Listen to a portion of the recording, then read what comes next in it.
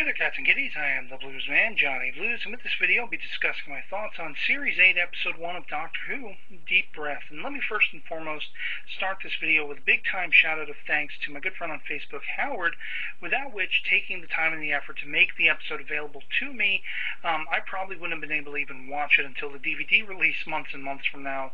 So big-time props, and thank you, sir, for making it available through your time and effort. And, yeah, what a hell of a series opener this was. It started with a crash, boom, bang. Let me first and foremost say Peter Capaldi's the guy I wanted to see as the successor to Matt Smith's 11th Doctor, and he did not disappoint in this episode at all. You know, he was full-mast in this episode, went above and beyond my expectations or hopes, essentially, even though arguably I would say we might not have seen as much of his traditional Doctor as yet as possible, because he was missing for a large chunk of the episode, you know, as far as at least missing from his companions, both Clara, the Paternoster gang. It begins with that just wonderful opening of the Tyrannosaur roving old London town and choking up the TARDIS effectively. The Paternoster gang having been called in, they send over Strax, he knocks on the door. First words out of the new Doctor's mouth, you know, he pops his head out, he's like, shush, and I lost it. You know? And then, of course, he's talking about, oh, I had a dinosaur on my tail, I think I lost it, and no, she's right outside, buddy.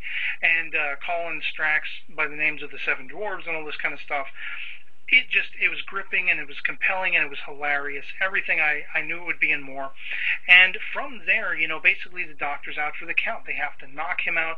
There's a point where he's subconsciously reciting, you know, what basically the emotions the Tyrannosaur are going through and all this stuff. His big sexy lady friend, as he calls her at one point. But don't get that confused. He's not coming on to her. And so I loved that whole aspect. I thought Clara rose to the challenge fairly well and believably so. I saw somebody talking about, well, Moffat kind of wrote her stupid because, you know, she's been inside the Doctor's time stream. Surely she knows more of what's going on, or should, and all this kind of stuff. And I beg to differ to a point on that, because even though she was in the Doctor's time stream, well, number one, the Doctor doesn't remember half the things that have gone on in his own life. Number two, it was really condensed down to moments, and I doubt any of the moments she encountered or encountered his past selves included watching someone else or even personally experiencing the madness of a post-regenerative cycle as this is. And this isn't just one regeneration. This is opening a whole new slew of regenerations for the future.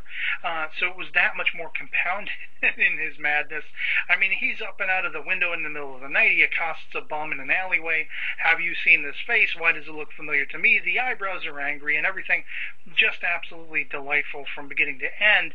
And I think Clara, for her part, really handled it as believably and as well as possible. The Doctor straight up leaves her in a life and death situation toward the end of the episode. So, I mean, reacting that way was believable, and rightfully so, I thought.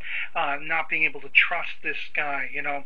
And I loved the idea that the Paternoster gang, you know, it was like coming home again, their involvement, you know, basically challenging Clara as they have done in the past, but also rising to the challenge of besting the foes in this particular episode. I have to say, I love that whole entire scene where Jenny's basically on display, and she thinks Vastra's painting a portrait of her. I could have sat through that for another few minutes. Throw in Clara, and there we go. That's an hour of mine satisfied. But in any case, you know, their involvement with this throwback continuity. I loved the continuity playback with the whole Madame de Pompadour episode and those Clockwork robots. This was like an offshoot of those robots in this episode, sort of cyberizing themselves in a way, using human bits and pieces. And I loved the main controller guy with half his head clockwork inside. Loved the effects of that. The voice was very ominous, and it was just fantastic from beginning to end. And then, of course, the ominous overhanging. You're not really sure, did you know, the robot jump on his own, or did the Doctor push him? There was some word exchange there about one of them misrepresenting their programming or what have you. So the way he looks at the camera just floored me, you know. And at the end of the day, you know, once everything is said and done, the Doctor comes back for Clara. She was fearful that he had left her, but of course he does return and whisks her off to present day, where she gets a call from Matt Smith's 11th telling her, this is me. This is still very much me. It's still the same guy, same soul, but he's got a new face. He's going to be a new guy. You got to be there for him as much as you were for me and all this stuff. And she's still reluctant, but she pours into his eyes to search his soul, and she finds it. She finds him again, and they're grounded, and they're going to be off on adventures from that point on. And I was just really happy with it, like beginning to end. It was thoroughly entertaining. But then you get to the very end, and the big time WTF question mark of this Missy woman. Who is she? Why is she sidling up with this robot dude? This clockwork android. I've heard people speculating, oh, could it be the Ronnie? Could it be this, that, or the other thing? Admittedly, the first thing, as cool as the Ronnie returning would be, first thing that occurred to me was Tasha Lem, which we saw had a history with the Doctor prior to the Church of the Papal Mainframe. So who knows? I mean, it's going to be a grand mystery to unfold, set alongside these Series 8 adventures and stuff like that. Daleks, Daleks, Daleks coming in the next one. Big time excitement for that.